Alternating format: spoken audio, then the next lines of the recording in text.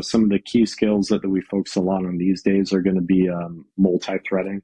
Multi-threading is big.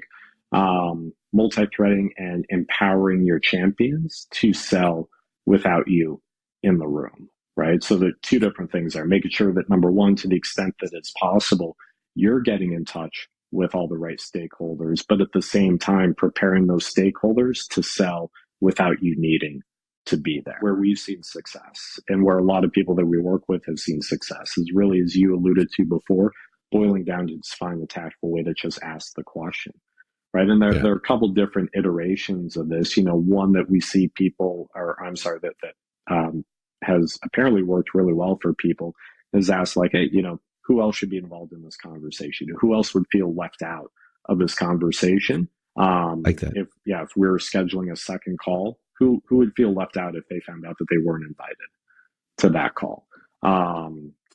Us at Sales Assembly, given how we sell to revenue leaders day in and day out, we can get a little bit more to the point. It's like, Mhm. who's going to hold budget for Right. this?